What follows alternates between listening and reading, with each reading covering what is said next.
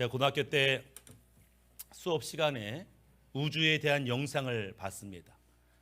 우주가 얼마나 큰지 보여주는 영상인데 그 영상을 보다 보니까 지구가 주먹만 해요. 우주에 비하면 지구는 주먹만 해.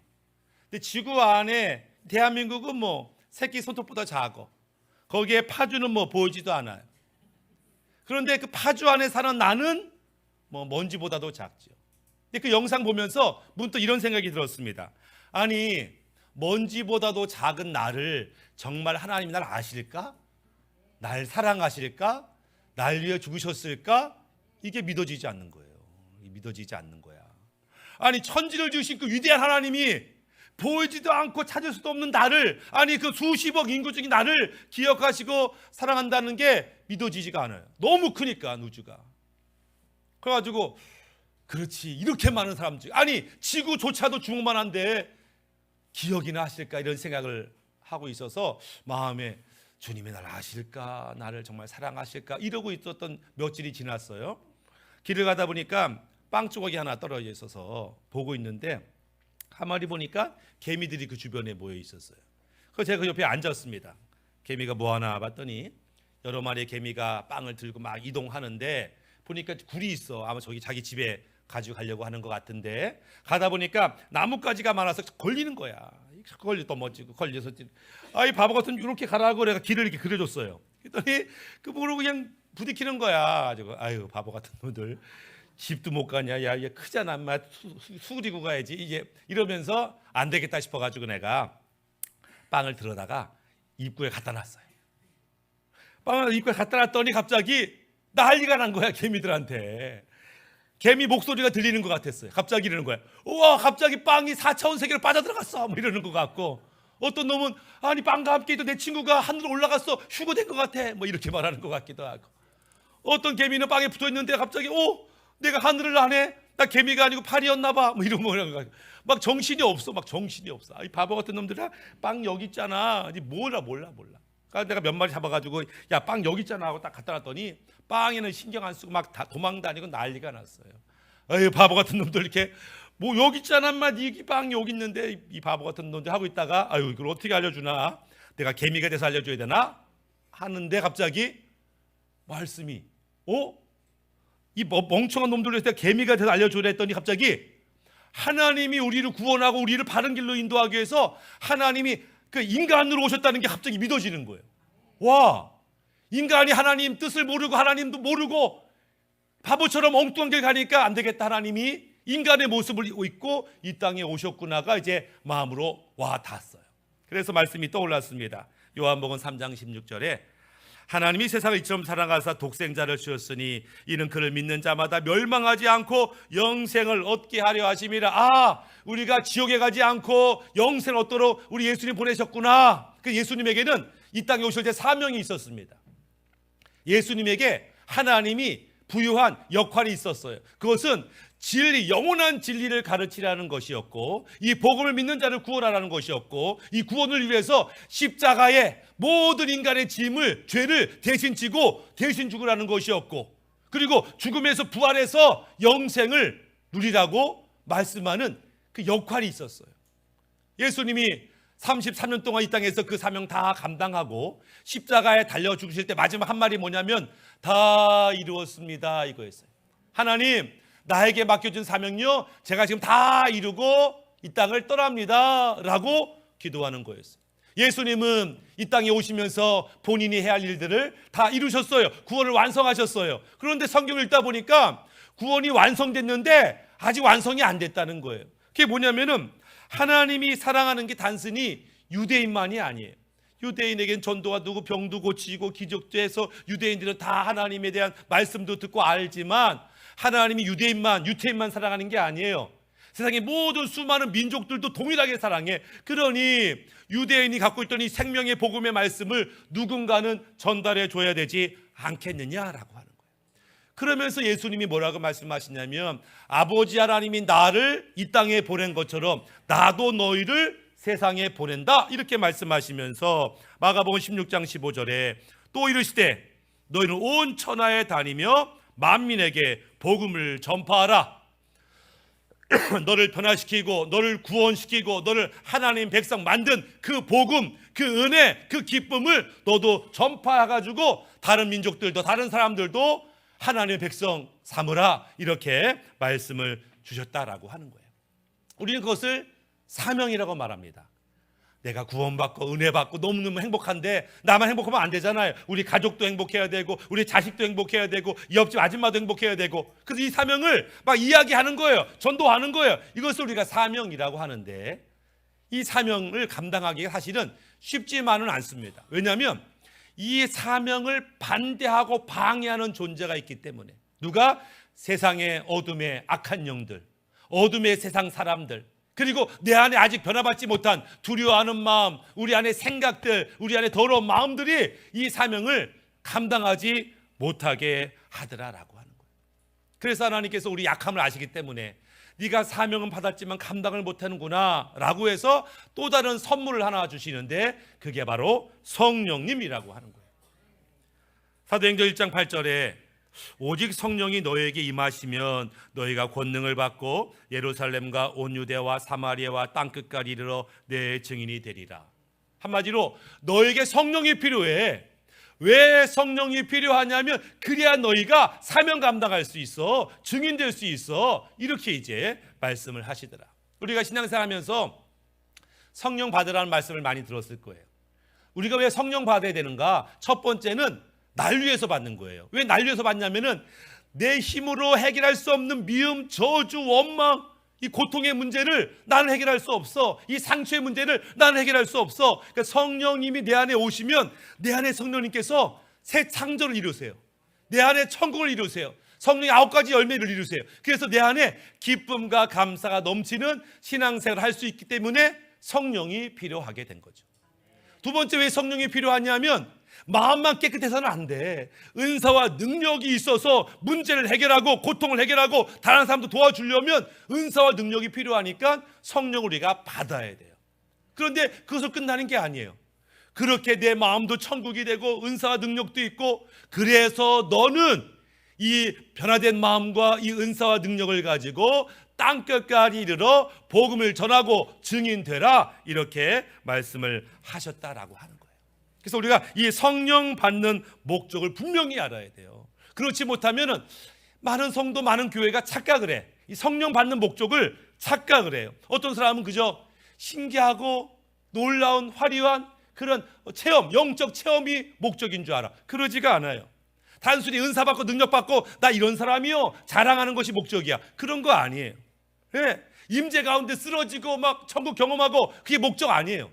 진짜 목적은 나를 구원한 이 복음의 증인되는 것이 성령 주신 목적이다. 성경은 그렇게 얘기하고 있다라고 하는 거예요. 제 예전에 막 성령에 관심이 있고 은사에 관심이 있을 때 그런 집회를 막 찾아갔는데 어떤 여자 목사님을 만났어요. 그 목사님은 예언을 기가 막히게 하시고 누굴 째려보면은 귀신 있는 걸 알아보고 귀신을 내어줘 막 귀신 막 나가고 막 가지고 야, 저 여자 목사님은 순복음교회 목사님이 대단하다. 어떻게 저런 은사와 능력을 받았을까? 늘 부러웠어요. 그 여자 목사님이. 어느 날 나보고 목사님 저희 교회 와서 한번 설교 좀 해주세요 이러더라고요. 가지고 제가 겸사겸사 그 교회도 한번 구경할 겸 가야 되겠다. 가겠다고 했어요. 그래서 저기 오전 예배를 드리고 오후에 수원에 있는 그 교회를 갔어요. 뭐 그때 이제 그러면서 이제 교회를 찾았더니 교회가 간판이 조그매. 근데 교회가 지하로 가. 지하로 가네. 제가 들어갔더니 예배당이 조그매. 성도들도 조금이야. 약간 왜냐면 제가 기대한 게 있었어요. 이 정도 은사와 능력이 있는 목사님, 개척한 지 13년 된 목사님, 그럼 제 생각에는 건물도 있고 막 성도도 많고 이럴 거 생각했는데 예상외로 지하에 아주 적은 성도가 모여 있었어요. 그리고 이제 이런저런 목사 얘기하다 보니까 사실은 얼마 전에 성도들끼리 싸워가지고 많이 나갔어요. 그래서 오늘 성도가 적어. 이런 얘기를 하시는데 이렇게 성령 충만한 교회도 성도들이 싸우고 나간단 말이야? 이런 생각을 이제 하게 됐어요. 그 예배를 마치고 이제 집으로 운전하면서 오는 길에 제가 고민이 됐습니다. 아니 저렇게 은사와 능력 받기도 쉽지 않은데 저런 은사와 능력을 받고도 목회가 어렵구나. 아니 성도들이 그렇게 기도 많이 하고 그렇게 성령 충만한 것 같은데 아니 교회가 분열되고 싸우는구나. 야 이거 뭐야? 이 문제가 도대체 어디에 있는 거야? 이런 고민을 이제 하게 됐어요. 그러다 깨달았습니다. 아, 원인이 거기에 있었구나. 제가 깨달은 원인이 뭐냐면 이분들이 왜 기도 많이 하고 왜 은사 받고 왜 능력 받고 왜 성령 충만한 그 목적을 모르는구나. 그저 신기한 체험하고 예언 듣고 뭐 병 고치고 이게 목적인 줄 아는데 그게 목적이 아니에요. 사명을 가지고 세상으로 열방으로 나가야 되는데 자기 안에서만 서로 예언해주고 자기 안에서만 기도해주고 밖으로 안 나가니 이게 고여있는 머리는 썩는다고 이런 문제가 생겼구나 이런 생각을 제가 해보게 됐습니다. 신약시대 최초의 교회는 예루살렘 교회예요. 예루살렘 교회는 그 어떤 교회보다 엄청난 성령의 은사와 능력을 경험한 교회입니다. 엄청난 성령의 불을 마가 다락방에서 경험한 교회예요. 그리고 이 교회가 전도를 열심히 했더니 하루에 1,000명, 하루에 3,000명, 하루에 5,000명. 모르긴 몰라도 이 예루살렘 교회는요 10,000명이 넘는 대형 교회예요. 게다가 이 교회는 구제를 잘해. 어떤 사람이 은혜 받아가지고 땅 팔아 갖다 주고 집 팔아 갖다 주면 그걸 다 모아다가 그걸 가난한 사람에 나눠주는 구제 사업을 잘하는 교회. 아마 이런 교회가 만약에 서울에 어디 있다면은 인기 있는 교회예요. 왜냐하면 성령의 능력이 있지, 엄청 성도도 많지, 사회사업, 구제사업도 엄청 많이 하지, 아마 칭찬받는 교회예요. 근데 이 교회가 하나 모르는 게 있어요. 그것은 너희가 성령이 임하시면 땅끝까지 복음을 증거하는 것이 너희의 사명이라는 것을 예루살렘 교회가 잊어버렸어요. 그래서 우리끼리 잔치하고 우리끼리 행복하고 우리끼리 너무 좋은데 복음을 증거하지 않았어요. 그러다가 교회 환난과 핍박이 시작되니까 예루살렘 대형 교회가 깨지고 쪼개져서 다 도망가게 됐어요. 그 중에 어떤 성도가 어디로 도망갔냐면 예루살렘 북쪽으로 도망가다 보니까 안디옥이라는 마을로 도망갔어요. 도망갔지만 우리가 예배는 드려야지 하고 성도들이 모여서 교회를 시작했는데 그 교회가 안디옥 교회. 열심히 전도하고 기도했는데 이 교회가 조금 성장하자마자 뭘 첫 번째로 했냐면 선교사를 파송한 겁니다. 바나바와 사울을 그 교회에서 가장 능력 있고 가장 똑똑한 사람을 선교사로 파송을 합니다. 왜요? 그것이 하나님이 이 땅에 교회를 세운 목적이라는 것. 너희가 성령 받으면 땅끝까지 복음 증거하는 거야. 그 말씀을 기억했기 때문에 이들은 사명을 감당하게 되죠. 사도 바울이 뭐라고 간증하냐면 에베소서 3장 8절에 모든 성도 중에 지극히 작은 자보다도 더 작은 나에게 은혜를 주신 것은 측량할 수 없는 하나님의 풍성함을 이방인에게 전하게 하시고 영원부터 만물을 창조하신 하나님 속에 감추어진 그 비밀의 경륜이 어떠한 것을 드러내게 하려 하십니다. 무슨 말이냐면은 못되고 못된 나를 하나님이 부르시고 구원하시고 은혜를 주신 이유는 내가 이 받은 은혜를 가지고 이방인들에게 복음을 증거하고 그 이방인들에게 예수 믿는 것이 하나님 백성이 얼마나 영광스러운 것인지를 보여주라고 나를 구원하셨다. 이렇게 이제 간증하는 것들을 보게 됩니다. 그래서 안디옥 교회가 하나님이 나를 구원하시고 우리 교회를 세운 것은 복음을 위해서지 하면서 복음을 증거해. 사도 바울도 복음을 증거했지만 수많은 이름도 빛도 없는 많은 성도들이 복음을 증거하면서 이웃집에 복음을 증거하고 산 너머 마을에 복음을 증거하고 국경 너머 마을에 준비하고 전도하다 보니까 어디까지 왔냐? 아시아 끝 조선이라는 데까지 이 복음이 왔어요. 누가 전도했냐? 하나님 말씀에 감동받고 순종하는 그리스도인 통해서 이 땅에 교회가 생겨지고 파주 야당동에 교회가 생겨지고 우리가 그 예수 믿고 하나님의 자녀가 되었다라고 하는 거예요. 근데 우리가 은혜 받고 구원받고 감사합니다 예배 드릴 때 하나님이 동일하게 말씀하세요. 2000년 전 예루살렘 교회에게 했던 말씀을 오늘 우리에게도 하시는데 너희가 성령 받았어? 땅끝까지 이르러 복음 증거해. 이것이 내가 너에게 주는 사명이야. 이렇게 말씀을 하시더라라고 하는 거예요. 제가 네팔 갔을 때 선교 편지 써서 여러분들 보았겠지만 집회 중에 놀라운 기적이 일어났어요. 저도 이제 한국에서 부흥회를 많이 다녀봤지만 제가 500명 놓고 기도할 때 500명이 기도할 때 다 쓰러진 경험이 한국에서는 없었어요. 근데 네팔에 갔더니 500명 성도가 다 쓰러져. 임재 가운데 기적을 보고 환상을 보고 병이 낫고 다 방언하고 난리가 났어. 내가 원래 그런 사람이 아닌데 네팔만 가면 하나님이 특별히 저를 사용하여 역사하는 것들을 보게 됩니다.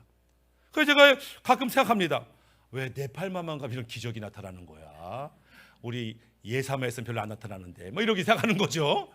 그러면서 깨달은 거예요. 아, 하나님이 복음을 알지 못한 이 민족에게 복음을 증거하는 걸 기뻐하시는구나. 하나님이 기뻐하는 것, 하나님이 가라고 해서 왔더니 하나님이 다 준비해 놓고 나는 그저 축복의 통로, 말씀의 통로, 기적의 통로만 되는구나. 하나님이 기뻐하니까 이렇게 역사하는구나를 내가 깨닫게 되었다라고 하는 거예요. 하나님을 보고 싶어요? 음성 듣고 싶어요? 기적 경험하고 싶어요? 어렵지 않아요. 하나님의 역사는 선교 현장에 가기만 하면 얼마든지 경험할 수 있다라고 하는 것입니다. 지난달에 우리 교회에서 4분이 라오스 단기 선교를 한 달이나 갔습니다. 한 달이나. 쉽지 않죠? 그렇지만 준비하시면서 한 달 동안 라오스를 가게 됐는데 그 중에 한 분이 문제가 생겼어요. 누가 문제 되겠냐? 김인혜 권사님이 문제가 생겼습니다. 깜짝 놀랐죠. 내가 문제 생겼나 이러잖아. 왜 문제 생겼냐면은 남편이 폐암이어서 폐암 절개 수술을 한 거예요. 그러니까 폐암에 3분의 2 이상을 잘랐으니까 이거밖에 안 남았어. 그래, 수술 끝난 지 얼마 안 됐는데 부인이 남편 안 돌보고 한 달 동안 단기 선교 가다가 남편에게 문제 생기면 이거 큰일 나잖아요. 주변에서 권사님 남편 수술한 며칠 됐다고 이렇게 권사님이 떠나시면 어떡합니까? 남편 돌봐야지요. 일리가 있는 말이기도 하지. 그게 고민이 된 거야. 그랬더니 이거를 제 남편하고 얘기하는 남편 김호유 집사님이 뭐라 그래요? 왜 가라. 하나님 약속하고 하나님 말씀 듣고 준비해 왔는데 왜 나 때문에 못 간다고 하냐? 그럼 내가 선교를 방해하는 자 아니겠냐? 그러지 마라. 나는 혼자 잘 있는다. 걱정하지 마라. 그러면서 부인 권사님 보고 가라고 이제 했다라고 하는 거예요. 그 얘기를 들으면서 제가 마음에 좀 부담이 있었습니다.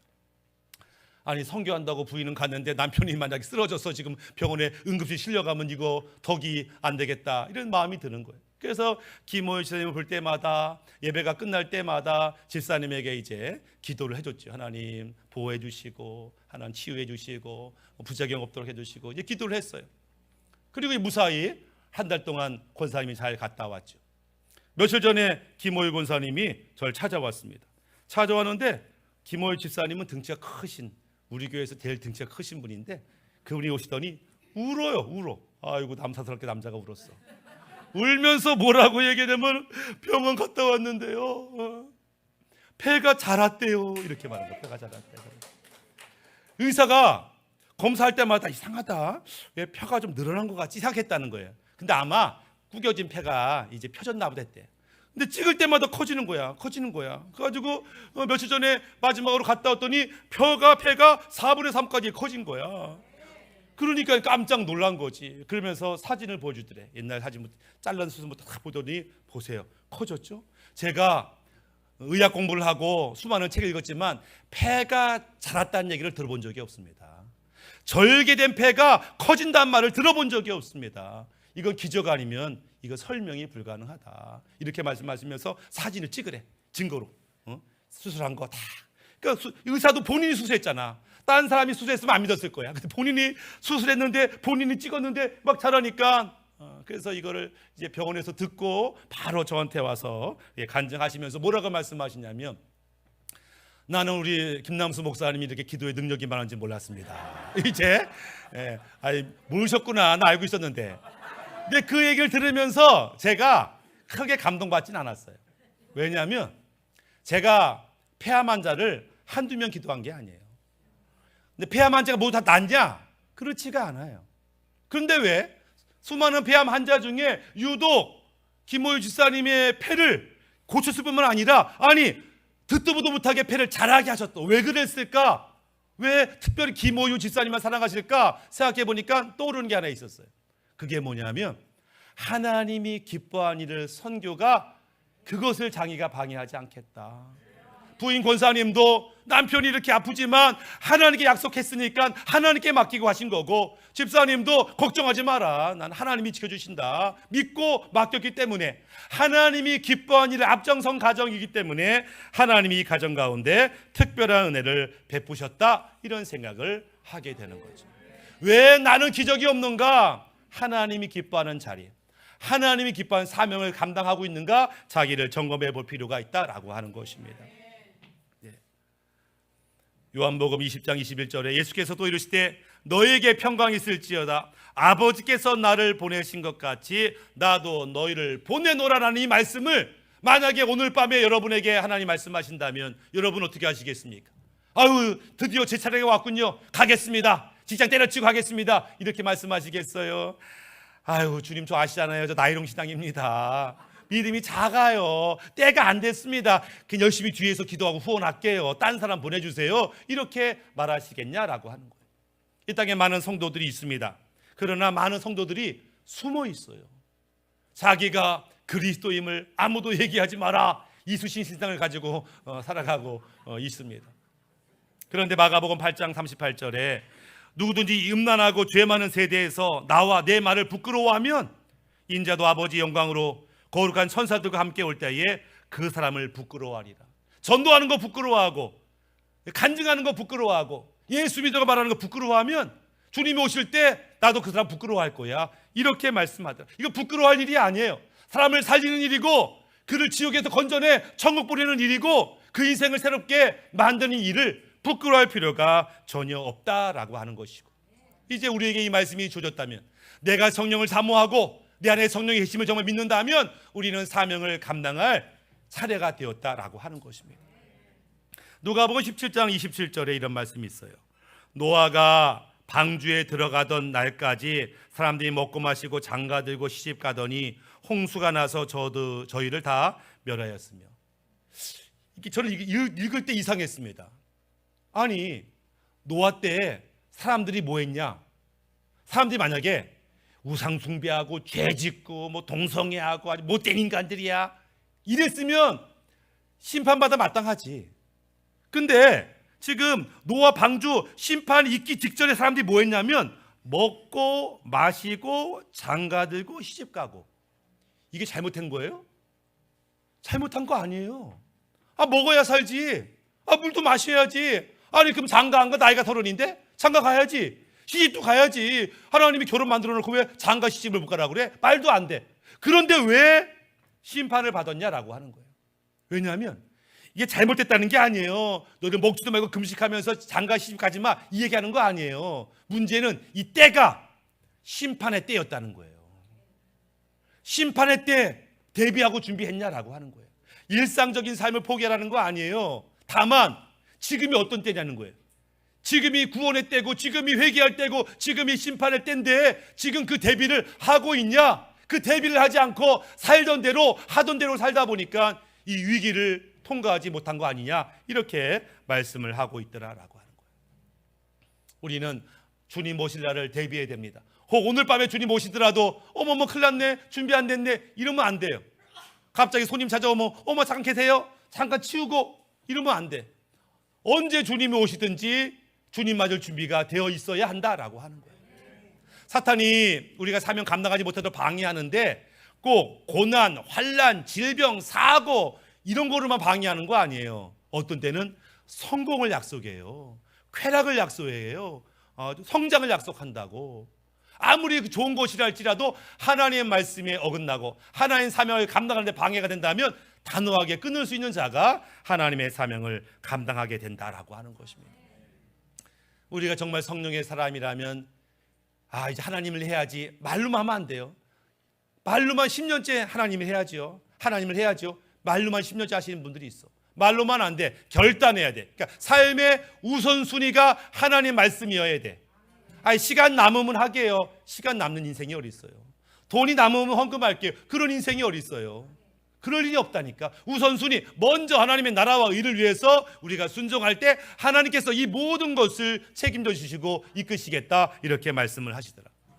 이 땅에서의 성공이 아니라 하나님 나라의 영광을 더 귀하게 여기는 자가 하나님의 기적을 경험하며 살게 되는 것을 보게 됩니다.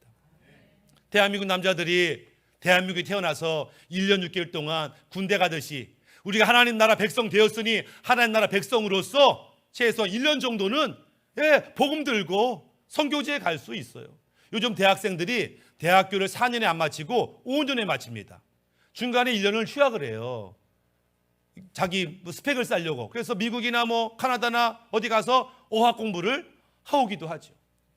그런데 우리 믿는 자들은 그 1년을 단순히 어학 공부로 허비하지 말고 단기 선교 가는 거예요. 1년. 저 키르기즈스탄, 저 아프리카, 저 하나님이 감동 주시는 곳으로 가서 그 나라 언어도 배우고, 거기서 새로운 세계도 경험하고 하나님의 은혜도 경험하고 오면 하나님이 얼마나 기뻐하실까, 이런 생각을 해보게 됩니다. 요즘에는 환갑잔치 안 하잖아요. 심지어는 칠순잔치도 안 하고 대신 뭐해? 여행 갑니다. 유럽 여행 가고 뭐 가고. 그때 유럽 여행 가지 마시고 선교 여행 가면 돼요. 많이 먹고 배탈나지 말고 선교 여행 가가지고 하나님의 기적을 경험할 필요가 있다라고 하는 것입니다. 제가 며칠 전에 서울에 있는 어느 교회가, 제가 이제 작은 교회를 돕는 일을 해요. 그래서 우리 교단에서도 사역하고 파주 일산의 작은 교회도 제가 섬기고 있는데, 서울에 어느 교회가 작은 교회를 섬기고 싶다, 도와주겠다 이래가지고 제가 인사차 갔어요. 이분이 은퇴를 얼마 안 뒀는데 얼굴에 기쁨이 가득하고 활기가 넘치는 거야. 보통 그 나이 때 되면은 은퇴하면 뭐 먹고 살까, 은퇴를 어떻게 해야 되나 이런 고민을 많이 할 때인데 막 활기가 넘치고 막 선교 열정이 넘치더라고. 그래서 왜 그런 거 봤더니 이 교회가 우간다에 선교사님을 파송한 거예요. 근데 너무 머니까 파송하면서 친구인가 봐, 서로 야, 나는 우간다는 못 간다. 내가 후원금은 끊이지 않게 보낼 테지만 우간다는 못 간다. 내가 못 간다고 손해하지 마라, 이렇게 얘기했다는 거예요. 그리고 십수년이 지났어요. 그리고 이제 코로나를 지나면서 이제 우리 교회가 이제 내가 은퇴도 얼마 안 남았고 이제 우리 교회가 어디로 가야 되나 한참 기도하고 있는데 갑자기 분명 하나님 말씀이 들리더래. 우간다에 교회를 세워라. 갑자기 뜬금없이. 그래가지고 워낙 이 뜬금없이 들렸고 또 감동이 있어서 내가 우간다에 가야 되나 보다. 성교에서 연락해가지고 내가 우간다에 한번 가겠다. 그래가지고 그 목사님 오실 거면 목사님이 그 세미나 잘하시니까 제가 이제 우간다에 목회자를 모으겠습니다. 한번 세미나도 하시고 섬겨 주세요. 알겠다고 우간다에 갔어. 그래 가면서 또 처음으로 가는데 내가 또 선교할 일이 있겠지 하고 성도들한테 이제 헌금을 모아가지고 3천만 원을 마련해서 갔다는 거예요. 가가지고 이제 세미나를 하고 있더니 그 세미나 참석한 목회자, 흑인 목회자 중에 열심히 있는 목회자 둘이 오래전부터 교회를 건축하려고 애를 썼는데 건축이 안 되는 거예요. 헌금이 없으니까. 그래가지고 초가집으로 성도들이 모이는데 한 50명씩 모이더래. 그래서 그 얘기를 듣고 그럼 잘 됐다. 내가 건축비가 얼마나 필요하냐 했더니 1,300만 원이 필요하대. 그래, 그럼 내가 요거 두 교회 반 나눠가지고 1,300만 원씩 줄 테니까 그거 가지고 교회를 한번 건축해봐라. 그래가지고 이게 헌금하고 왔다는 거예요. 몇 개월 지나서 사진이 왔어. 교회가 건축됐다고 사진이 왔는데 근사한 사진이 온 거야. 그래가지고 목사님 한번 오셔야죠. 그래가지고 또 갔대. 야, 그래가지고 이제 그 교회에 이제 헌당 예배를 하는 거죠. 그런데 갑자기 성도가 규모가 한 200명 정도 규모의 교회를 졌는데 500명이 앉아 있는 거야. 그게 뭐냐 했더니 원래 50명 교회인데 너무 신나서 기도했는데 자기는 건축 못하다가 건축 헌금이 들어왔으니 너무 기뻐서 건축하면서 전도하면서 했더니 500명이 몇 달 사이에 전도가 된 거야. 이 목사님이 50명 교회인 줄 알고 갔더니 500명 교회가 되니까 감동을 받은 거야. 겨우 1,300만 원은, 한국에서는 교회를 새로 지으려면요 10억 원 있어야 돼. 근데 1,300만 원으로 교회를 건축한 거야. 근데 그게 50명이 500명 됐어. 감동을 받으셔서 내가 일을 해야 되겠다. 하나님 이거 하라나 보다. 감동 받았어. 그걸 교회 와가지고 이제 간증하면서 우리 아프리카에 교회 집시다. 한 가정이 한 교회씩 집시다. 이렇게 이제 광고를 한 거예요. 성도들이 돈이 어디 있어요? 이렇게 된 거지. 봤더니 목사님이 내가 보니까 여러분 돈 있어요. 어디요? 했더니 자식 결혼할 때 보니까 축의금이 많이 들어오잖아요. 그 중에 1,000만 원 띄어서 건축하는 겁니다. 시순잔치 할 때 축의금 들어오잖아요. 그 중에 1,000만 원 띄어서 건축하는 겁니다. 여러분 보니까 유산 상속 받잖아요. 유산 상속 받을 때 1,000만 원 띄어서 그거 건축하는 겁니다. 퇴직할 때 퇴직금에서 1,000만 원 띄어서 그거 하는 겁니다. 보니까 돈 나올 구멍이 많은 거야. 그래서 성도들이 그 얘기 광고 때 그 얘기를 듣고 어떤 성도들이 은혜 받은 거야. 잘 됐다. 나 다음 달 퇴직하는데 그래 퇴직금 뭐 몇 억 중에 내가 1,000만 원 못 드리겠냐 하고 드린 성도들이 1명, 2명 나온 거예요. 그래서 우간다 간지 지금 3년 됐는데 이 3년 동안 교회를 60개를 건축을 했어요. 건축을 했어. 건축한 교회들 사진을 봤는데 얼마나 예쁘게, 이게 1,500만 원짜리 건축이 아니야. 한 2억짜리 건축처럼 예쁘게 졌더라고. 성도들이 꽉꽉 차가지고 뜨겁게 예배하는데 우와, 그 목사님이 부럽기도 하고 내가 만약에 그 광고하면 우리 성도들 반응이 어떨까, 이런 생각도 해보게 됐습니다. 왜냐하면 제가 네팔을 봄에도 가고 이번에 갔다 왔는데 네팔에 있는 분들이 하는 말이 그래요. 1,000만 원만 있으면 교회가 건축된다는 거야. 땅은 자기들이 헌신하고 자기들이 일을 하고 건축비 1,000만 원만 있으면 근사한 100명, 200명 예배당이 만들어진다는 거야. 그러니까는 한국 교회에서 교회를 건축하고 헌당하기가 얼마나 어려워요. 하지만 내가 죽기 전에 내가 교회 하나를 세우면 좋겠다, 이런 마음이 생기더라. 사진을 보는데 60개 교회 사진을 보는데 입구 오른쪽에 까만색 뭐가 붙어 있어 봤더니 어느 교회 어느 집사님이 이 교회를 하나님께 드리다 몇 년 몇 월 딱 있더라고. 야, 그 머릿돌에 여러분의 이름이 있으면 좋겠다. 혹시라도 여러분이 1,000만 원을 가져오시면 우간다는 말고 네팔이나 제가 아는 지역에 가서 교회를 세울 수 있고 편말을 다 여러분 이름을 새겨서 할 수 있으니까 혹 나중에 그런 마음이 드시면 연락해 주시면 좋겠다.